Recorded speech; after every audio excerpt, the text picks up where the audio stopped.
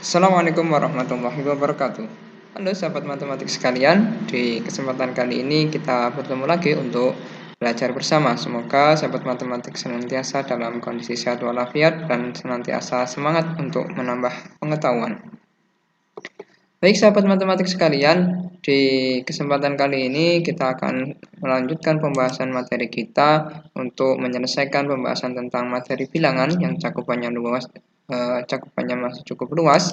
Di sesi kali ini bilangan pecahan kita akan membahas satu subbagian kecil karena dari 6 bagian ini yang keempat yakni membandingkan dan mengurutkan bilangan pecahan kita akan pecah jadi dua. Yang kesempatan kali ini kita akan membandingkan dua bilangan pecahan begitu, karena untuk membandingkan pasti tidak hanya sendirian, karena sendirian nanti membandingkannya susah, kecuali kalau kita pribadi introspeksi diri ya, itu juga membandingkan hari kemarin dengan hari ini untuk diri kita. Baik, sahabat matematik sekalian, untuk membandingkan dua buah pecahan atau lebih, tapi untuk simulasi kita, untuk tutorial kita pakai dua saja ya. Nanti cara yang lainnya juga sama, kalau lebih dari dua atau tiga, empat dan semisalnya. Tapi untuk membandingkan lebih baiknya kita juga membandingkannya hanya dua-dua saja. Kalau ada tiga ya dibandingkan dua dulu, hasilnya apa dibandingkan lagi dengan yang ketiga, begitu.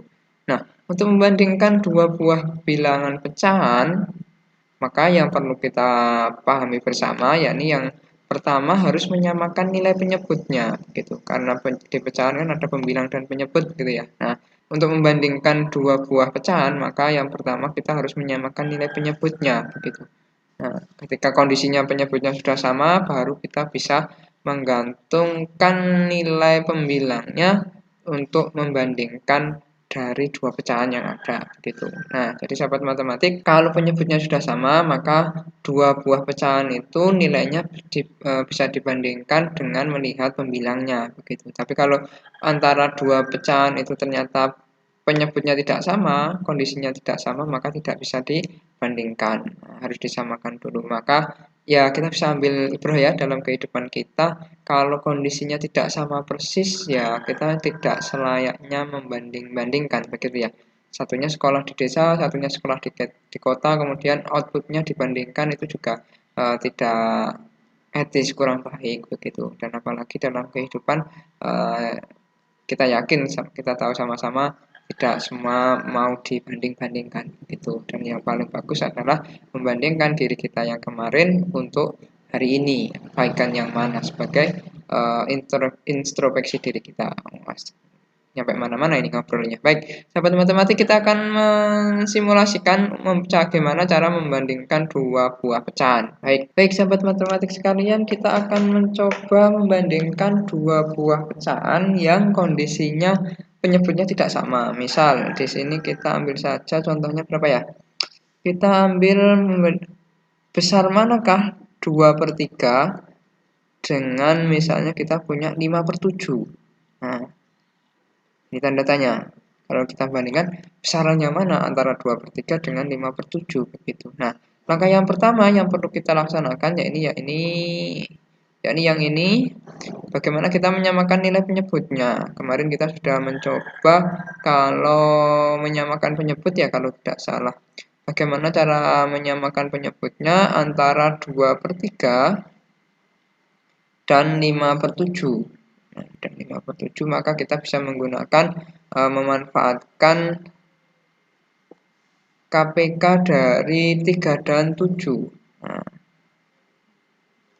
secara standarnya pakai KPK begitu, 3 dan 7 pakai menggunakan 21, maka kita kalikan 2 dengan 7. 7-nya dari mana? 7-nya 7 yang ini ya, yang ada tandanya ini. 7 ini diperoleh dari 21 dibagi 3, yakni 7. Nah, kalikan 2 atau bahasa yang lain, ini kan mau menjadikan 21, 3 dikali berapa jadi 21 dikali 7, maka untuk mengalikannya yang pembilangnya juga harus dikali 7, sama-sama dikali 7 begitu. Nah, kita lihat sekarang yang 5/7, maka yang 5/7 untuk menjadi 21, 7-nya dikali 3, maka yang pembilangnya juga harus dikali 3. Nah, 3 ini dari mana? Dari 21 dibagi 7 gitu. Nah, Sekarang kalau sudah bentuk perkalian, sahabat matematik sekalian, kita selesaikan 2 dikali 7 ya. Kita kasih tanda kali saja biar tidak bingung. 2 kali 7 ada 14 per 21. Kemudian besar yang mana kalau kita bandingkan dengan 15 per 21. Nah, kalau kondisinya penyebutnya sudah sama-sama 21 ini. Nah, karena sudah sama, kita bisa lihat yang pembilangnya. Pembilangnya besar yang kiri atau yang kanan. Nah, sahabat matematik bisa menentukan, oh ternyata 14 itu kurang dari 15. Maka yang 15 per 21 ini lebih besar. Sehingga kita bisa simpulkan 14 per 21 itu kurang dari 15 per 21. Kalau kita mau mengembalikan ke bentuk awal yang soal ini, maka kita bisa simpulkan ternyata 2 per 3 itu kurang dari 5 per 7. Nah, ini kalau kita membandingkan dua buah bilangan pecahan. Baik, sahabat matematik, kira-kira bisa dimengerti ya bagaimana kalau kita membandingkan dua buah bilangan pecahan. Yang menjadi perhatian adalah ketika kita mau menyamakan penyebut di sini. Nah, tadi kita bikin dengan tulisan yang berbeda ya. Antara 2 per 3 dengan 5 per 7. Nah, untuk menyamakan penyebut, maka tadi salah satu caranya adalah dengan menggunakan KPK penyebutnya antara 3 dan 7. Nah, 3 dan 7 ini kita dapatkan KPK-nya yakni 21. Maka kita pakai KPK-nya 21. Nah, kalau bagaimana jika kita kebingungan menentukan KPK-nya begitu. Nah, cara yang kedua, sahabat matematik sekalian, ketika kita kebingungan menentukan KPK-nya begitu, misalnya 2 per 3 dan 5 per 7, maka ada cara yang kedua yang bisa dimanfaatkan yakni dengan penggunaan perkalian silang begitu. Kalau 2 per 3 dan 5 per 7 kita mau menyamakan penyebut begitu, kita coba kalikan secara silang. Kalikan silang ya. Kali silang itu gimana ya? Kalau ini nanti maksudnya kali perkalian pecahan, bukan ya? Kita kalikan silang lah, mohon maaf. Ini kita hapus saja. Nah, kita mau mengalikan silang berarti 2 dikalikan dengan 7, begitu. Kita pakai tanda ini aja. Dan yang 3 dikali dengan yang 5, terus yang penyebutnya dikalikan. Nah, untuk menyamakan penyebut yang pertama pakai KPK, yang kedua pakai mengalihkan penyebutnya gitu. Nah, di sini kita peroleh 3 dikali 7 adalah 21, kemudian pembilangnya hasil perkalian silangnya 2 kali 7 nanti ada 14, kemudian yang satunya adalah 3 dikali 5 nanti ketemunya 15 per 21. Nah, itu cara yang kedua, yaitu dengan mengalihkan penyebutnya. Nah, sahabat matematik, silakan dipilih menggunakan cara yang mana, terserah.